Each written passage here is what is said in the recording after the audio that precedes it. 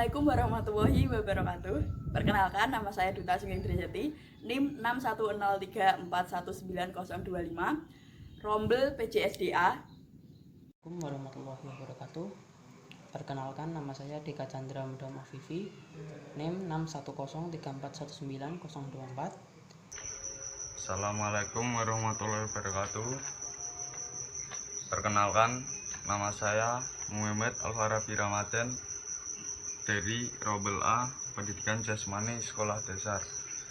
NIM saya 61034190022. Dari Pendidikan Jasmani Sekolah Dasar Rombel A, NIM-nya 61034190023. Pospagen atau disebut juga dengan sistem ATP-PC sebagai berikut.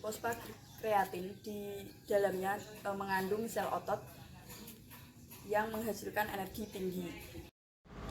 Apabila ATP dipecah saat otot berkontraksi, maka ATP dengan segera dibentuk kembali dengan menggunakan energi saat pemecahan PC.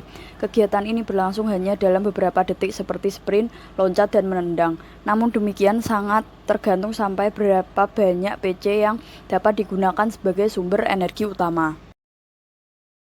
Anaerobik glikolisis, sistem asam laktat. Asam laktat merupakan produk dari glikolisis anaerobik. pH rendah pada ekstraseluler apabila asam laktat meningkat dan terhambatnya enzim PFK. Aerobik glikolisis merupakan rangkaian pemecahan awal yang melibatkan glikolisis secara aerobik menjadi H2O dan CO2 menjadi glikolisis. Perbedaan antara glikolisis aerobik dan glikolisis anaerobik adalah keberadaan oksigen di dalamnya tidak terakumulasi. Asam laktat atau keberadaan oksigen akan menghambat asam laktat. Di sini saya akan menjelaskan tentang dekarboksilasi oksidatif dan siklus Krebs. Yang pertama adalah dekarboksilasi oksidatif. Bagaimana caranya? Pertama, molekul dari asam pirofat yang dihasilkan dari glikolisis melepaskan satu gugus karboksilnya yang masih memiliki energi dan teroksidasi sempurna dalam bentuk CO2. Lalu, dua atom C yang dimiliki oleh asam pirofat dioksidasi menjadi asetat.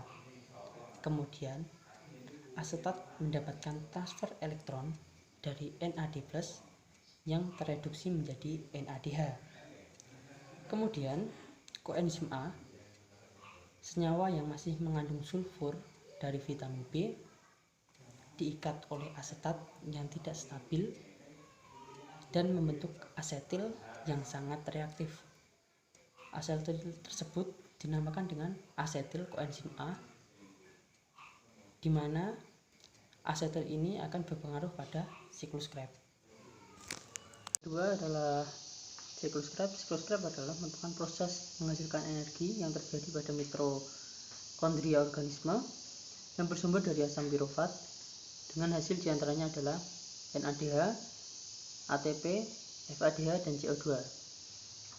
Lalu, bagaimanakah tahap-tahap siklus Krebs? Yang pertama yaitu asetil koenzim A nanti akan berhubungan langsung dengan oksaloasetat guna membentuk sitrat. Reaksi tersebut dikatalisis oleh enzim sitrat sintase. Yang kedua, sitrat akan dirubah lagi menjadi isositrat pada enzim akonitase. Yang ketiga, isositrat akan dirubah menjadi alfa ketokolutrat pada enzim isositrat dehidrogenase. Di dalam reaksi inilah akan dilepaskan sebuah molekul CO2 serta akan menghasilkan NADH.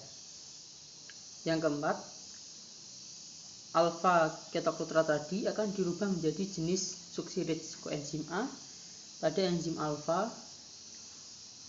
Pada reaksi tersebut akan dilepaskan pula CO2 dan mengubahnya menjadi ATP. Yang kelima, suksinil koenzim A akan berubah menjadi suksinat pada enzim suksinil koenzim A sintetase.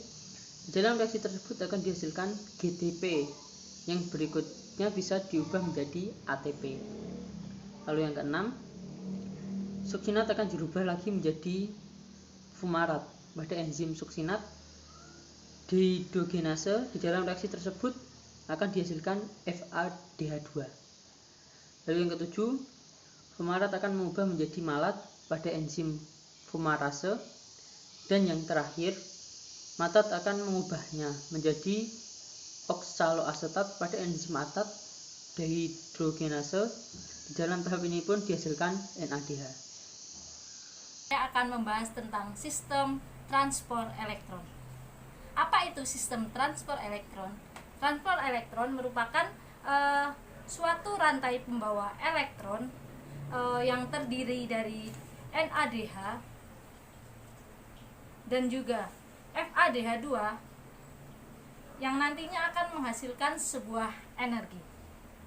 Atau fungsi dari sistem transport elektron ini yaitu mengoksidasi senyawa NADH dan juga FADH2 yang nantinya akan menghasilkan sebuah ATP atau energi.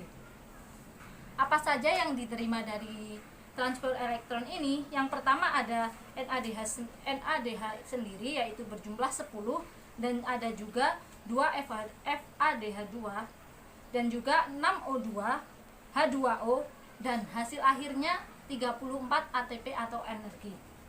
Yang perlu teman-teman ketahui, transport elektron sendiri terjadi di membran mitokondria. Nah, selain itu, transport elektron merupakan tahap terakhir dari sistem reaksi aerob. Nah, transport elektron juga merupakan proses produksi energi atau ATP yang seperti saya sebutkan yaitu terdiri dari senyawa NADH dan FADH2 itu dihasilkan dalam proses glikolisis, dekarboksilasi oksidasi dan juga siklus Krebs. Nah, reaksinya seperti apa? Seperti ini.